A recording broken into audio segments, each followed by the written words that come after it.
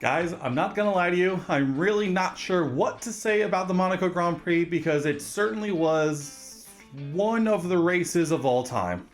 Either way, what's going on, guys? Welcome back to the channel. Today we're going to briefly be talking about what we saw over the Monaco Grand Prix weekend here in 2025. It certainly was an interesting weekend to say the least. There was the intrigue and mystery surrounding the new mandated two-stop strategies that teams would have to implement.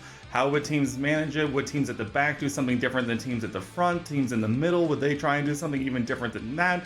And I think a lot of us, including myself, kind of deluded ourselves a little bit into thinking that maybe, just maybe, this was going to work out and there would be some more interesting things that happened over the course of the weekend and the race itself. Ultimately, it kind of ended up being a little bit just of a longer form version of the same old Monaco that we get every single year. So it's a bit unfortunate to say the least, but we're going to talk about what did happen, as brief as it might be, because I really don't think there's a whole lot to talk about here. We'll talk about it in our quick hits. We'll go over our weekend winners and losers, and then we'll wrap things up with a crazy predictions standing swing in the community. So let's go ahead, let's get this party underway with our weekend quick hits. But before we do, if you haven't already, subscribe down below. We'd love to have you join our little community here. We love chatting about F1 on this channel, as well as sim racing on the side as well. And so we would hope that you would enjoy it here, and we welcome you with open arms. As well as leave a comment down below what your thoughts are on the two-stop strategy that was forced on the teams that we saw over the weekend. There's definitely a lot of divisive opinions out there, and so I would love to see what you guys have to say.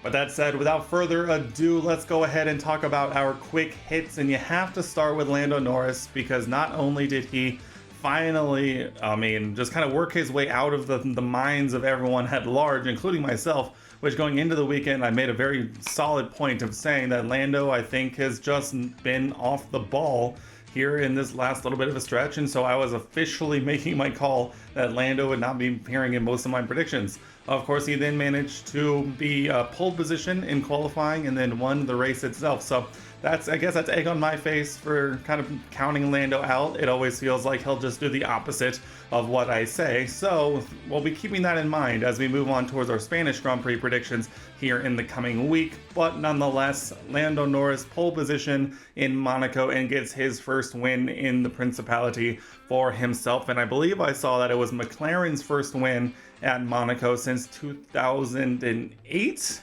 Monaco, with Lewis Hamilton winning, and I believe it was their first time leading the Monaco Grand Prix since 2011. So been quite a while since McLaren has seen success in Monaco. So I guess in certain aspects it was a very good weekend for McLaren at large. We had Oscar come home in P3, so a double podium at Monaco for McLaren, including a win, must be pretty good for them. We'll briefly now go ahead and talk about Charles Leclerc. Charles obviously must be a bit disheartened. I mean, he was fastest basically all weekend leading up until qualifying, when Lando just pipped him right at the end of Q3 to take pole from him. And as much as Charles really tried in the Grand Prix itself, it was just unable to make up that gap. There was a lot of running there towards the end where he was basically right on Lando's gearbox, but alas, it just wasn't to be. Charles gets on the podium here, hit his home race, but at the same time, must be pretty disappointing, and I think we saw it kind of a lot with his comments after the race ended. So all in all, must be pretty frustrating, but at the same time, I'm sure he would much rather be on the podium than not, so it is what it is. Moving on to his teammate Lewis Hamilton, a 3-place grid penalty for impeding in qualifying, where Max Verstappen had to have a bit of a moment at the top of the hill, run up towards Casino Square. He gets a 3-place grid penalty. Ultimately, he comes home to finish in P5 in this one, just behind Max Verstappen, who finished P4. So, bit of an interesting one to say the least. Not a whole lot really else to talk about here in the top 10. We will mention RB, the Racing Bulls. Liam Lawson finally getting his first points on the season. I think RB ran about as perfect a strategy as you could to try and secure points like they did. Isaac Hadjar with a fantastic finish, coming home in P6 this weekend, with Liam finishing P8 as well. So Isaac is continuing his brilliance to start this year, and so definitely props to him. Liam also obviously doing what he needs to do to secure points in this weekend, and kind of they picked the perfect strategy over the course of the weekend, better or worse. So it is what it is, and RB gets their first double points with Liam Lawson behind the wheel. So good job, RB. It wouldn't be me if I didn't mention Esteban Ocon finishing P7 in this one thanks to a Fernando Alonso DNF, a reliability issue for Aston Martin, sees Fernando drop out, promoting Esteban up to P7. His point is, back in the points after a few races where Haas really seemed to be struggling. That said, it really helps that, it's Monaco, it is what it is. Unfortunately for his teammate Ollie Behrman, who picked up a 10-place grid penalty thanks to a frustrating day one red flag infringement penalty, which saw him basically starting last almost effectively wherever he was going to qualify. So he put him on the back foot going into the weekend. That said, he did manage to make his way back up into P12 when it's all said and done. So a very, very solid weekend from Ollie. It's unfortunate really that we've had to see him do this a couple times, and it just had to come in Monaco, which really I think he kind of almost pulled the perfect strategy. It's unfortunate that it's just you can't pass people around Monaco even on fresh tires, so it is what it is. And then moving on from Haas and Esteban's P7, we have to talk about briefly the weekend as a whole. Did the two-stop strategy, mandate work? The short answer, I think, is no. I think the long answer is I think it had potential. There just weren't enough guidelines around what they wanted the race to really look like. We saw basically the full range of different options. You had teams at the front waiting until very late in the race to do their pit stops.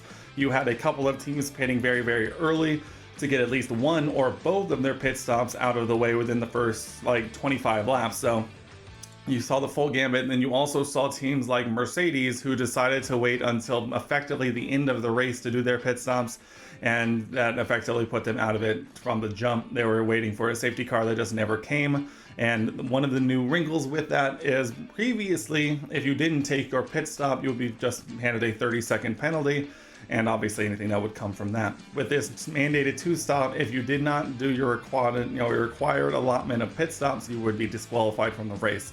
So I know there was a lot of talk going on towards the end of the race about whether or not George should just, finish on the road, take the 30-second penalty, and see what happens. But ultimately, they ended up having to make their stops. Both of them finished near the bottom of the grid, and it just was a long weekend for Mercedes.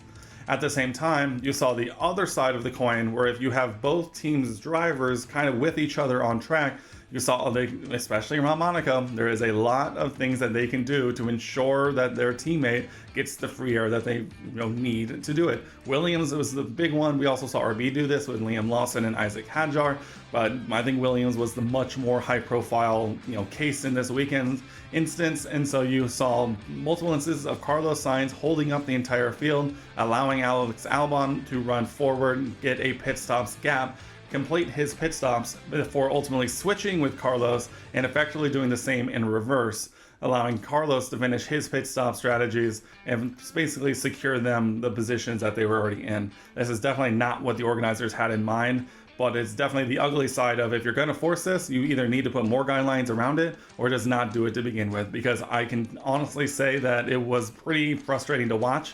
Ultimately, it resulted in a drive-through penalty, which I feel like it has been a minute since we've seen that, where George Russell, thanks to Alex Albon braking very, very early out of the tunnel heading towards the Neuville chicane, ultimately deciding to just skip the chicane and go around Alex, and very blatantly over the radio said, "I'll take the penalty, thanks." Ultimately getting him a drive-through penalty that he put off as long as he could, but ultimately it's a drive-through penalty, what are you going to do? And it was basically at that point that it was what it was. The steward sending a very clear message that that was not going to be allowed. So I don't think it worked in its current iteration. I don't know if there's a version of this that works for Monaco. I don't know if there's anything you can realistically do to fix Monaco, unless you're going to talk about making it a non-championship race and making it in cars or a situation which actually it seems possible to perform any kind of racing. It's just in its current iteration, I'm honestly not sure that Monaco has a place on the F1 calendar. What do you think? Let me know down in the comment section below. All right, let's transition now into our weekend winners and losers. We'll begin with our weekend winners, and I think this one was pretty obvious for me. Now, I think this slot was silently reserved for Charles Leclerc, pending a potential win. I think he'll take a podium in his home race, but I have to give my weekend winners to Racing Bulls, the V-Carb team with Isaac and Liam. Liam, obviously, I mentioned before, getting his first points of the 2025 season.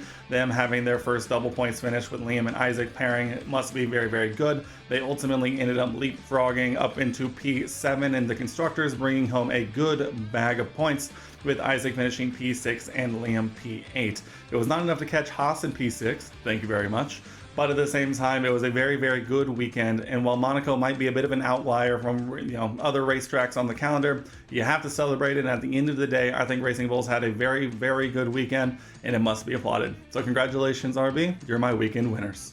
Moving on quickly to my weekend losers, and this one also feels pretty obvious. It has to be Mercedes. Both drivers having issues in qualifying, with Kimi Antonelli crashing at the Neuville chicane, coming out of the tunnel where he hopped the curb and slid into the wall, knocking him out of qualifying. While he did make it into Q2, that's still putting him 15th on the grid, and I think that was just a tough ask of a rookie, especially around Monaco. And then obviously in Q2, you had George Russell's car failure, ultimately leading to Mercedes pairing starting 14th and 15th on the grid when it's all said and done. So a very, very long weekend for Mercedes. Obviously, I mentioned before as well that they ran basically the zero stop strategy all the way up until, I believe, well into like the lap 60s. And so they definitely had a very, very long race, especially with both George and Kimi being victims of the Alex Albon and Carlos Sainz trains. That while Williams was performing their strategy, it must have just been a gruesome 78 laps for both of them.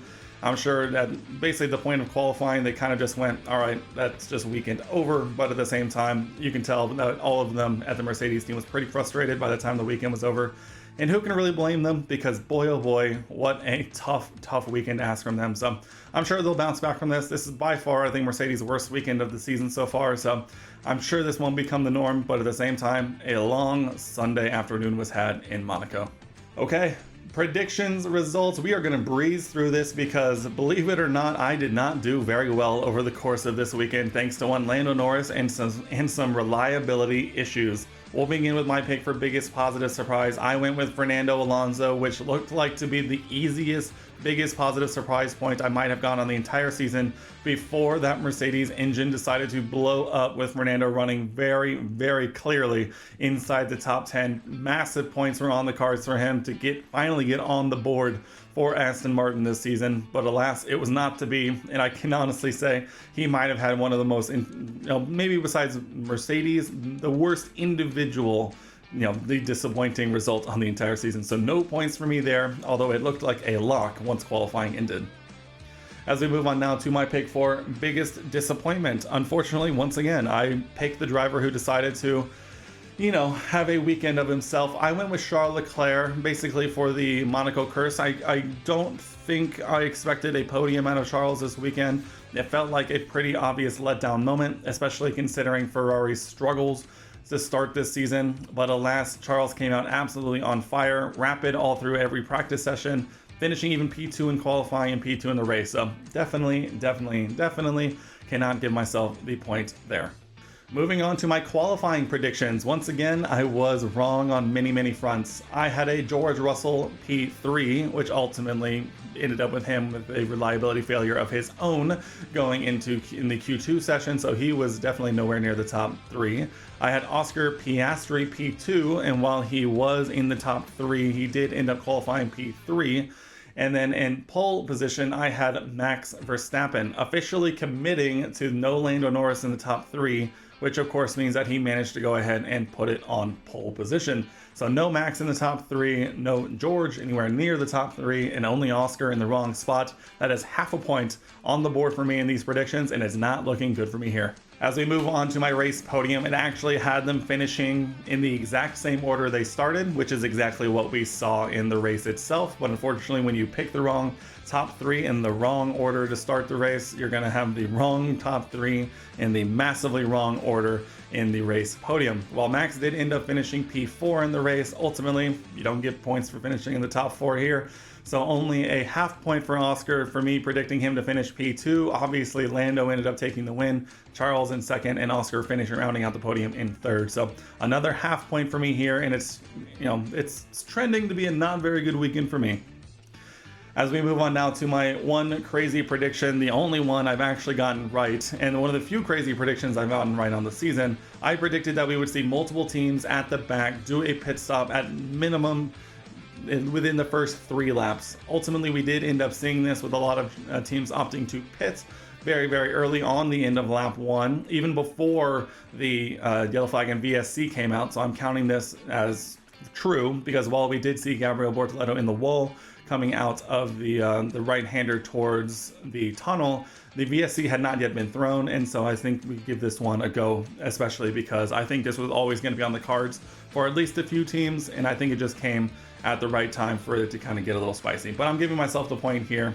One of the few times I'll get this one right, but I'm taking it every single day of the week. So 2 points for me over the course of the weekend. So definitely not following up some solid weeks. And some other people in the community absolutely cooked this weekend. So let's go ahead. Let's take a look at our community predictions standings heading into the Spanish Grand Prix next week. We have Senel, who had a fantastic week with 5.5 points on the weekend. So he is up to 32 points, leading the way by quite the margin. We have me now in second place with 26.5, British TTG with 26 points, F1 Inferno right on our heels as well with 25.5 points, Andrew with 18, and Spectral with 10.5. So it was a long weekend for some of us, and it was a very good weekend for others. So a long season to go. We got to find a way to get back in the kitchen and score some points while Senel has a bit of a mare, because he is running away with it at this point, and I think I have something going. So don't worry,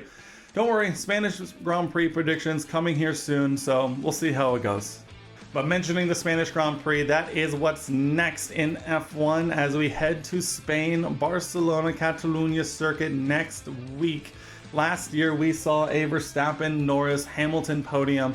What are we going to see this year? I think it's going to get very interesting. There's a lot of very interesting technical directives that are coming in. Teams are bringing massive upgrade packages. Spain is the time to do it. It's going to get very, very fun, and I think we're going to be in for a treat. I know the Spanish Grand Prix doesn't always produce the best racing, but I think we're in for something special this year. But guys, that is going to wrap it up for me here in this one. I hope you enjoyed the Monaco Grand Prix as much as you could. I know it was definitely one of the Monaco races of all time. I hope you also enjoyed the Indy 500, which we also saw a Alex Palou maiden oval and Indy 500 win, so that was a lot of fun as well. That one may not have been quite as exciting as we wanted to either. It was just happened to be kind of one of those days in motorsports, so it is what it is. We'll be back in a few days with our predictions for the Spanish Grand Prix. If you're interested in joining our Community Predictions Championship, head to the link down below, join the Discord, and hop in on the fun. But guys, we'll be back then. I hope you guys enjoyed, and I'll see you guys in the next one.